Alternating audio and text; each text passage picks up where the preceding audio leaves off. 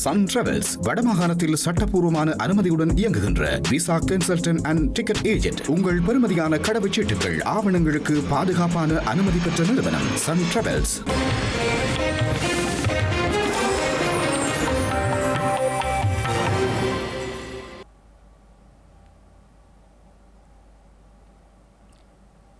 வணக்கம். ஐபிசி தமிழ் உறவுகளுக்கு இனிய ஆங்கில புத்தாண்டு வாழ்த்துக்கள். இது ஐபிசி தமிழின் பிரதான செய்திகள். முதலில் தலைப்புச் செய்திகள். அனுபவமில்லாத அனுர அரசாங்கம், எதிர்க்கட்சிகளுக்கு ரணிலின் ஆலோசனை தேவை என்கிறார் ஹரின் பெர்னாண்டோ. அரச நிறுவனங்களிலும் புத்தாண்டு நிகழ்வுகள், உறுதிமொழியுடன் கடமையில். யாழில் அயல் வீட்டாரை கத்தியால் குத்திய பெண் நீதிமன்றில் முன்னிலைப்படுத்த நடவடிக்கை. வரலாற்றில் அதிக கடன்களை வாங்கி குவித்துள்ள திமுக அரசு, அன்புமணி ராமதாஸ் தெரிவிப்பு. புத்தாண்டில் சுவிட்சர்லாந்தில் இடம்பெற்றுள்ள வெடிப்புச் சம்பவம், உயிரிழப்புகளும் பதிவாகியுள்ள துன்பியல். இனி விரிவான செய்திகள். உலக நாடுகளில் உள்ள மக்களை போன்று தமிழர் தாயகம் உட்பட இலங்கையில் உள்ள மக்களும் ஆங்கில புத்தாண்டை வரவேற்றுள்ளனர். அந்த வகையில் தமிழர் தாயக பகுதியில் மக்கள் விசேட வழிபாடுகளில் ஈடுபட்டுள்ளமையும் குறிப்பிடத்தக்கது. இலங்கையின் அடையாளமாக மாறியுள்ள தாமரை கோபுரத்தில் வான வேடிக்கைகள் நிகழ்த்தப்பட்ட புத்தாண்டு கொண்டாட்டங்கள் இடம்பெற்றுள்ளன. இதனைத் தவிர தமிழர் தாயகம் உட்பட ஏனைய முக்கிய நகரங்களில் இன மத பேதங்களை கடந்து புத்தாண்டு கொண்டாட்டங்களில் மக்கள் ஈடுபட்டனர். இதேவேளை யாழ்ப்பாணம் மணிக்கூட்டு கோபுரத்திலும் வர்ண விளக்குகள் ஒளிரவிட்டு பட்டாசுகள் வெடித்து நள்ளிரவு 12 மணிக்கு 2026 ஆண்டு புது வருடத்தினை வரவேற்றுள்ளனர்.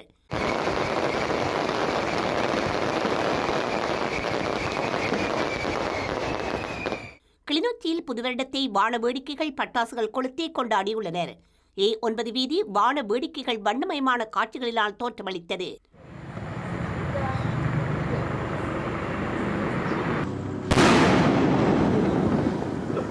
பிரசித்தி பெற்ற யாழ்ப்பாணம் செம்பியன் பெற்று வடக்கு புனித பிலிப்பு நேரியார் ஆலயத்தில் 2026 ஆண்டு புதுவருட பிறப்பு விழா மிக சிறப்பாக இடம்பெற்றது. இப்புதுவருட பிறப்பு விழா நேற்றைய தினம் நள்ளிரவு 11 மணி அளவில் திருச்செப மாலையுடன் 11:50 அளவில் செம்பியன் பெற்று பங்கு தந்தை ஜஸ்டின் ஆதர் தலைமையில் திருப்பலி ஆரம்பமாகி காலை 1:30 அளவில் திருப்பலி நிறைவு பெற்றது. மன்னார் மறைமாவட்டத்தில் புத்தாண்டு நள்ளிரவு திருப்பலி மன்னார் புனித செபஸ்டியார் பேராலயத்தில் பலத்த பாதுகாப்புக்கு மத்தியில் கூட்டு திருப்பலியாக ஒப்புக் கொடுக்கப்பட்டது. அதனைத் தொடர்ந்து நேற்றிரவு 11:45 மன்னார் மறைமாவட்ட ஆயர் அந்தோணி பிள்ளை ஞானப்பிரகாசம் ஆண்டகை தலைமையில் குருக்கள் இணைந்து திருவிழா திருப்பலியை கூட்டு திருப்பலி ஒப்புக் கொடுத்தனர்.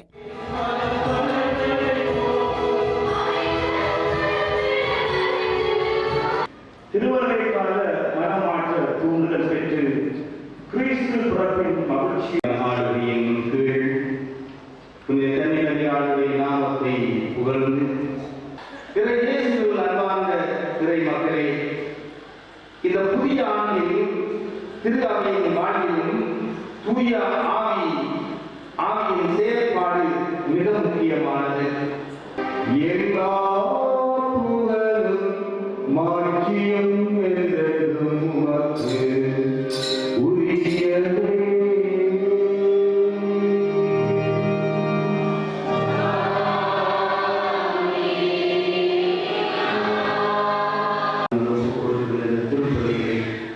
வவுனியா ரம்பைக்குளம் புனித அந்தோணியார் ஆலயத்தில் புதுவருட விசேட ஆராதனை நிகழ்வுகள் இன்று இடம்பெற்றிருந்தன. நள்ளிரவு 12 மணிக்கு ஆலயத்தின் பங்கு தந்தை கிறிஸ்டோபர் ஆண்டனி தாஸ் தலிமா தலைமையில் இடம்பெற்ற விசேட ஆராதனையில் திருப்பலி ஒப்புக் கொடுக்கப்பட்டதோடு விசேட வழிபாடுகளும் இடம்பெற்றிருந்தன. இலங்கையில் 2026 ஆண்டுக்கான முதல் நாளான இன்று பல்வேறு பகுதிகளிலும் உள்ள அரச உத்தியோகத்தர்கள் சத்திய பிரமாணத்துடன் கடமைகளை ஆரம்பித்துள்ளனர். 2026 ஆண்டுக்கான கடமைகளை ஆரம்பிக்கும் நிகழ்வு இன்றைய தினம் யாழ்ப்பாணம் மாவட்ட செயலகத்தில் இடம்பெற்றது.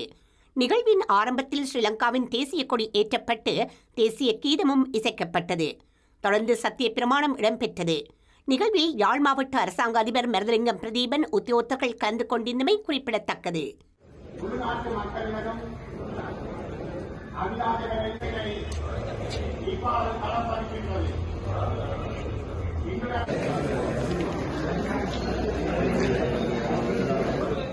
வவுனியா மாவட்ட செயலகத்திலும் அரசாங்க அதிபர் PA சரத் சந்திர தலைமையில் மாவட்ட செயலக உத்தியோகத்தர்கள் சத்திய பிரமாணம் செய்து தமது கடமைகளை இன்றைய தினம் ஆரம்பித்தனர். அரசாங்க அதிபர் தேசிய கொடியை ஏற்றி இருந்ததுடன் 2 நிமிட மௌன பிரார்த்தனையும் இடம்பெற்று அதன் பின்னர் சத்திய பிரமாண நிகழ்வும் இடம்பெற்றிருந்தது. இதனை அடுத்து சர்வமத தலைவர்களின் ஆசிய உரைகளும் இடம்பெற்றிருந்தமை குறிப்பிடத்தக்கது. மூதூர் பிரதேச சபையின் தோப்பூர் உப அலுவலக ஊழியர்களின் 2026 புதிய ஆண்டுக்கான சத்திய பிரமாண நிகழ்வு இன்று காலை இடம்பெற்றது. இதன்போது தேசிய கீதம் இசைக்கப்பட்டு பின்னர் சத்திய பிரமாணம் இடம்பெற்றது. இம்முதல் நாள் நிகழ்வில் உத்தியோகத்தர்கள் ஊழியர்கள் கலந்து கொண்டமை குறிப்பிடத்தக்கது. சகல எதிர்க்கட்சிகளும் இணைந்து பயணிக்க வேண்டும் என்பதிலேயே ஸ்ரீலங்காவின் முன்னாள் ஜனாதிபதி ரணில் விக்ரமசிங்க அக்கறை கொண்டுள்ளதாகவும் சஜித் பிரேமதாசவின் தலைமைத்துவத்தின் கீழ் ரணில் விக்ரமசிங்கவின் ஆலோசனைகளுடன் இணைந்து பயணிக்க முடியும் என்பதே தனது நிலைப்பாடாகும் எனவும் ஸ்ரீலங்காவின் முன்னாள் அமைச்சர் ஹரின் பெர்னாண்டோ தெரிவித்துள்ளார். எதிர்க்கட்சிகளை விமர்சித்துக் கொண்டிருப்பதை விட அரசாங்கத்தின் வேலை திட்டங்களை துரிதமாக நடைமுறைப்படுத்த வேண்டியதே காலத்தின் தேவையாகும் என ஸ்ரீலங்காவின் முன்னாள் அமைச்சர் ஹரின் பெர்னாண்டோ தெரிவித்தார். அரசாங்கத்தில் இருக்கும்போது எதிர்க்கட்சிகளை விமர்சிப்பதும் எதிர்க்கட்சியில் இருக்கும் போது அரசாங்கத்தை விமர்சிப்பதும் குறுகிய அரசியலாகும் எனவும் தற்போது இடம்பெற வேண்டியது அந்த அரசியல் அல்ல, அரசாங்கத்தில் இருக்கும்போது அதன் வேலை திட்டங்கள் தொடர்பிலேயே பேசப்பட வேண்டும் எனவும் தெரிவித்துள்ளார். முதன்முறையாக ஆட்சி அமைத்துள்ளதால் அனுபவமில்லாத அரசாங்கம் ஆட்சியில் உள்ளதாகவும் அவர் சுட்டிக்காட்டியுள்ளார். எதிர்க்கட்சித் தலைவர் சஜித் பிரேமதாசவை சந்திப்பதற்காக சென்ற ஐக்கிய தேசிய கட்சி சிரேஷ்ட தலைவர்கள் மூவரும் முன்னாள் ஜனாதிபதி ரணில் விக்ரமசிங்கவையும் சந்தித்து கலந்துரையாடியுள்ளதாகவும் தெரிவித்துள்ளார். சஜித் பிரேமதாசவின் தலைமைத்துவத்தின் கீழ் ரணில் விக்ரமசிங்கவின் ஆலோசனைகளுடன் இணைந்து பயணிக்க முடியும் என்பதே தனது நிலைப்பாடாகும் எனவும் அனைவரும் இணைந்து பயணித்தால் மாத்திரமே அரசாங்கத்திற்கு சவால் விடுக்க முடியும் எனவும் அவர் மேலும் தெரிவித்துள்ளார். போதை வியாபாரிகளும் போலி பட்டம் பெற்றவர்களும் தான் தற்போது புனிதர்களாக உருவெடுத்துள்ளதாகவும் JVPயின் அடுத்த முகம்தான் தேசிய மக்கள் சக்தி எனவும் மக்கள் அதனை மறந்துவிடக்கூடாது எனவும் போரதீவு பற்று பிரதேச சபையின் தவிசாளர் விமலநாதன் மதிமேனன் தெரிவித்துள்ளார். இந்த வட்டாரத்தை பொறுத்தவரை ஹெரோயின், கஞ்சா, ஏனைய போதைப் பொருட்களை கடத்தி விற்கிற ஒரு ஆளையும் பிரஜாசக்தி அமைப்பு என்று சொல்லி NPP அமைப்பு உறுப்பினர்கள் என்று சொல்லி மக்களிடையே அவங்களையும் அறிமுகப்படுத்துகிற நிகழ்வும் இந்த காலங்களில் நடந்து கொண்டு. ஆகவே நான் உங்கள்கிட்ட சொல்ற விடயம் ஒன்றுதான், மக்கள் விழிப்பாக இருக்க வேண்டும். இப்படியான இந்த போதை வஸ்துகள், இந்த போலி சான்றிதழ் எல்லாம் காட்டி மக்கள் ஏமாத்தினவங்க திரும்ப உங்களை ஏமாத்துறதுக்கு உங்க மத்தியில வராங்க. ஏண்டா கடந்த காலம் மறந்துட்டோம்னு அவங்க நினைப்பாங்க. ஆனா உங்களுக்கு தெரியுமா நாங்கள் என்னது நான் என்ன நம்பல. ஏன்னா கடந்த காலத்துல களவெடுத்து அரசு நிலத்தை அடைச்சி கஞ்சா போதைப் பொருளை கடத்தி வித்து சம்பாதித்தார்கள் எப்படி மக்களுக்கு குழு அமைச்சு நல்லது செய்ய போறாங்க. யாழ்ப்பாணம் புன்னாலைக்கட்டுவன் தெற்கு பகுதியில் அயல் வீட்டுக்காரரை கத்தியால் குத்திய பெண் ஒருவர் சுன்னாகம் காவல்துறையினரால் கைது செய்யப்பட்டுள்ளார். பாதிக்கப்பட்ட நபருக்கும் குறித்த பெண்ணுக்கும் இடையே நீண்ட காலமாக தகராறு இருந்து வந்துள்ளதாக தெரிய வருகின்றது. இதன் தொடர்ச்சியாக கடந்த சில தினங்களுக்கு முன்னர் ஏற்பட்ட மோதலின் போது அந்த பெண் குறித்த நபரின் நெஞ்சு பகுதியில் கத்தியால் குத்தியுள்ளார். கத்தி குத்துக்கு இலக்காகி படுகாயமடைந்த நபர் யாழ் போதனா வைத்தியசாலையில் அனுமதிக்கப்பட்டு தீவிர சிகிச்சை பெற்று வந்தார். இச்சம்பவம் தொடர்பில் விசாரணைகளை முன்னெடுத்த சுன்னாகம் காவல்துறையினர் தலைமறைவாக இருந்த சந்தேக நபரான பெண்ணை நேற்றைய தினம் கைது செய்தனர். கைது செய்யப்பட்ட பெண்ணை மேலதிக விசாரணைகளின் பின்னர் மல்லாகம் நீதிமன்றத்தில் முன்னிலைப்படுத்த காவல்துறையினர் நடவடிக்கைகளை மேற்கொண்டு வருகின்றனர். திருகோணமலை கிண்ணியா காவல் நிலையத்தில் கடமையாற்றும் உப காவல்துறை பரிசோதகர் ஒருவர் லஞ்சம் பெற்ற குற்றச்சாட்டின் கீழ் கைது செய்யப்பட்டுள்ளதாக தகவல் வெளியாகியுள்ளது. கிண்ணியா காவல்துறை நிலையத்தினுள் வைத்து நேற்று மாலை 5:20 அளவில் லஞ்ச ஊழல் ஒழிப்பு விசாரணை ஆணைக்குழுவின் அதிகாரிகளினால் இந்த உப காவல்துறை பரிசோதகர் கைது செய்யப்பட்டுள்ளார். கிண்ணியா பகுதியைச் சேர்ந்த நபர் ஒருவர் வழங்கிய முறைப்பாட்டின் அடிப்படையிலேயே இந்த கைது நடவடிக்கை முன்னெடுக்கப்பட்டுள்ளதாக தெரிவிக்கப்படுகின்றது. முறைப்பாட்டாளர் மீது நடத்தப்பட்ட தாக்குதல் சம்பவம் தொடர்பாக 2 சந்தேக நபர்கள் கைது செய்யப்பட்டுள்ளனர். இந்த நிலையில் ஏனைய சந்தேக நபர்களையும் கைது செய்து சட்ட நடவடிக்கை எடுப்பதற்காக லஞ்சமாக 10,000 ரூபாவை கோரி அதனை வேறொருவர் ஊடாக பெற்றுக்கொள்ள முயன்ற போதே குறித்த காவல்துறை அதிகாரி கைது செய்யப்பட்டுள்ளார். நேற்று மாலை கைது செய்யப்பட்ட குறித்த சந்தேக நபர் திருகோணமலை நீதவான் நீதிமன்றில் முன்னிலைப்படுத்தப்படவுள்ளமை குறிப்பிடத்தக்கது.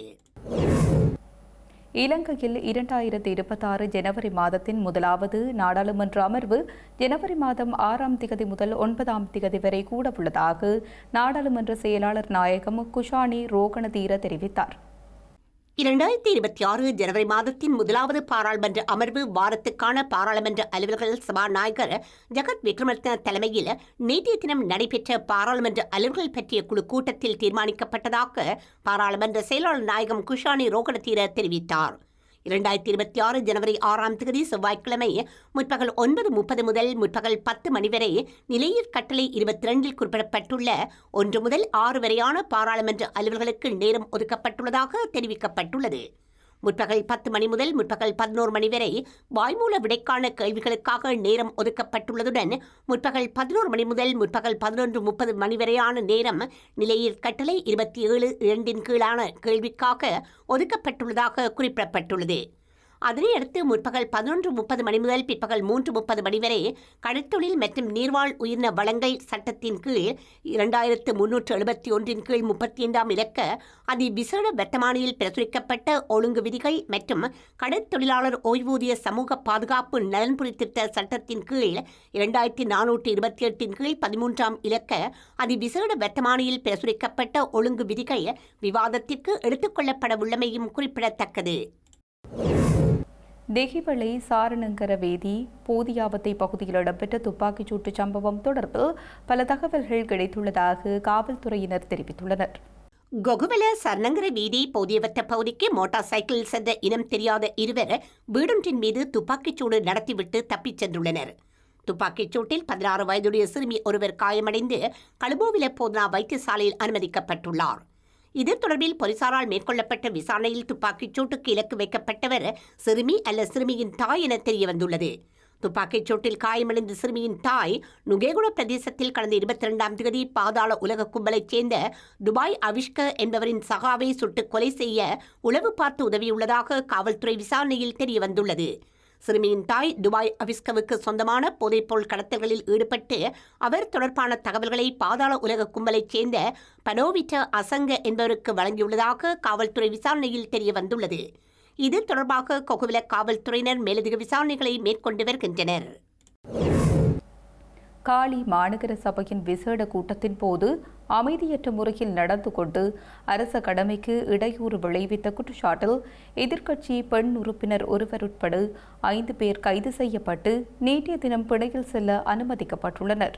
கைது செய்யப்பட்டவர்களில் காலி மாநகர சபையின் ஐக்கிய தேசிய கட்சியின் 2 உறுப்பினர்கள், பொதுஜன ஐக்கிய முன்னணியின் பெண் உறுப்பினர் ஒருவர் மற்றும் ஐக்கிய மக்கள் சக்தியின் 2 உறுப்பினர்கள் அடங்குகின்றனர்.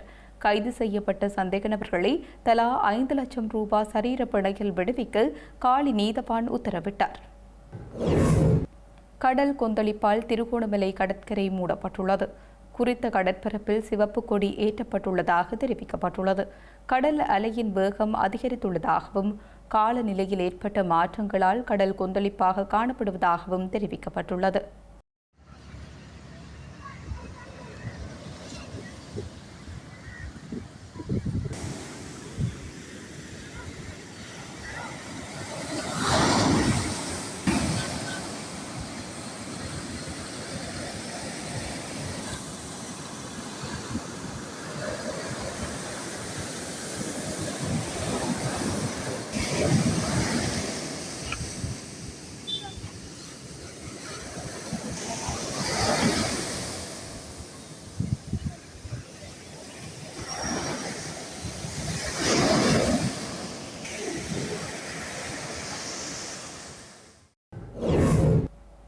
தமிழ்நாட்டின் வரலாற்றில் இதுவரை இல்லாத அளவுக்கு கடன்களை வாங்கி குவித்து திமுக அரசுதான் என பாமக தலைவர் அன்புமணி ராமதாஸ் தெரிவித்துள்ளார்.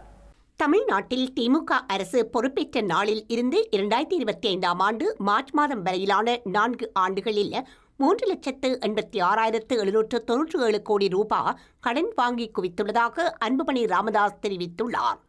அதே நேரத்தில் மூலதன செலவாக 1,66,754 கோடி ரூபாய் மட்டுமே செய்திருப்பதாகவும் குறிப்பிட்டுள்ளார். தமிழ்நாட்டின் வரலாற்றில் இதுவரை இல்லாத அளவுக்கு கடன்களை வாங்கி குவித்தது திமுக அரசுதான் எனவும் இந்தியாவின் அனைத்து மாநிலங்களையும் விட வளர்ந்துவிட்டோம் என்று கூறிக்கொள்ளும் திமுக அரசு நிதி நிர்வாகத்தில் உத்தரப்பிரதேச அரசிடம் படுதோல்வி அடைந்திருப்பதாகவும் தெரிவித்துள்ளார். திமுக அரசு கடந்த 4 ஆண்டுகளில் வாங்கி குவித்த கடன்களின் விளைவாக நடப்பாண்டில் வட்டியாக மட்டும் 70,754 கோடி ரூபாய் செலுத்த வேண்டியுள்ளதாகவும் குறிப்பிட்டுள்ளார். கடந்த 4 ஆண்டுகளில் திமுக செலுத்திய வட்டியை மட்டும் வைத்துக்கொண்டு ஒவ்வொரு குடும்பத்திற்கும் 2 லட்சம் ரூபாய் வழங்க முடியும் எனவும், ஆனால் ஒவ்வொரு குடும்பத்தின் பேரிலும் 6 லட்சம் ரூபாய் கடனை திமுக அரசு வாங்கி வைத்திருப்பதாகவும், மோசமான நிதி நிர்வாகத்தால் தங்களை அடகு வைத்திருக்கும் திமுகவுக்கு வரும் தேர்தலில் மக்கள் பாடம் புகட்டுவார்கள் என்றும் அவர் மேலும் தெரிவித்துள்ளார். சுவிட்சர்லாந்தின் புத்தாண்டு பிறந்த பின்னர் வாலிஸ் மாகாணத்தில் அமைந்துள்ள பனிச்சறுக்கு உல்லாச பயணிகள் தங்கியிருந்த கிரான்ஸ் மொண்டானாவில் உள்ள வளாகத்தின் அருந்தகத்தில் இடம்பெற்று ஒரு வெடிப்புச் சம்பவத்தில் சிலர் உயிரிழந்த துன்பியல் சம்பவம் இன்று அதிகாலை இடம்பெற்றுள்ளது. இந்த வெடிப்புச் சம்பவம் எதனால் ஏற்பட்டது என்பது குறித்தோ பலியானவர்களின் எண்ணிக்கை குறித்தோ இன்னும் தெரியவரவில்லை எனவும், புத்தாண்டு பிறந்த பின்னர் அதிகாலை 1:30 மணியளவில் இந்த வெடிப்பு நடந்ததாக சுவிட்சர்லாந்து ஊடகங்களில் செய்திகள் வெளியாகியுள்ளன. குவாட் நாடுகளின் தூதர்கள் சீன தலைநகர் பீஜிங்கில் உள்ள அமெரிக்க தூதரகத்தில் சந்தித்து கலந்துரையாடியுள்ளனர். அமெரிக்கா, இந்தியா, ஆஸ்திரேலியா மற்றும் ஜப்பான் ஆகிய நாடுகள் இணைந்து குவாட் என்ற பெயரில் கூட்டமைப்பு ஒன்றை ஏற்படுத்தியுள்ளன. இந்த அமைப்புக்கு சீனா எதிர்ப்பு தெரிவித்து வருகின்றது. அமெரிக்காவின் சமீபத்திய வர்த்தக வரிகள் காரணமாக இந்த அமைப்பின் கூட்டங்கள் நடைபெறவில்லை. இந்த நிலையில் சீனாவுக்கான இந்த நாடுகளின் தூதர்கள் சீன தலைநகர் பீஜிங்கில் உள்ள அமெரிக்க தூதரகத்தில் நேற்று சந்தித்தனர். வழக்கமாக இதுபோன்ற சந்திப்புகள் குறித்து வெளிப்படையான அறிக்கை எதுவும் வெளியிடப்படுவதில்லை. ஆனால் சீனாவுக்கான அமெரிக்க தூதர் டேவிட் பெர்டியோ சமூக வலைதள பக்கத்தில் இந்த சந்திப்பு தொடர்பான புகைப்படம் ஒன்றை வெளியிட்டுள்ளார். இந்தோ பசிபிக் பகுதியை சுதந்திரமாக வைத்திருக்க குவாட் செயற்பாடு உதவும் எனவும் 4 நாடுகளின் உறவு தொடர்ந்து உறுதியாகவும் வலுவாகவும் உள்ளது என்றும் அவர் பதிவிட்டுள்ளார். செய்திகளின் நிறைவாக மீண்டும் தலைப்புச் செய்திகள். அனுபவமில்லாத அனுர அரசாங்கம், எதிர்க்கட்சிகளுக்கு ரணிலின் ஆலோசனை தேவை என்கிறார் ஹரின் பெர்னாண்டோ. அரச நிறுவனங்களிலும் புத்தாண்டு நிகழ்வுகள், உறுதிமொழியுடன் கடமையில். யாழில் அயல் வீட்டாரை கத்தியால் குத்திய பெண், நீதிமன்றில் முன்னிலைப்படுத்த நடவடிக்கை. வரலாற்றில் அதிக கடன்களை வாங்கி குவித்துள்ள திமுக அரசு, அன்புமணி ராமதாஸ் தெரிவிப்பு. புத்தாண்டில் சுவிட்சர்லாந்தில் இடம்பெற்றுள்ள வெடிப்புச் சம்பவம், உயிரிழப்புகளும் பதிவாகியுள்ள துன்பியல். இத்துடன் ஐபிசி தமிழின் பிரதான செய்திகள் நிறைவு பெற்றன. உடனுக்குடன் செய்திகளை அறிந்து கொள்ள ibctamil.com என்ற நமது இணையதளத்தை பார்வையிடுங்கள். வணக்கம்.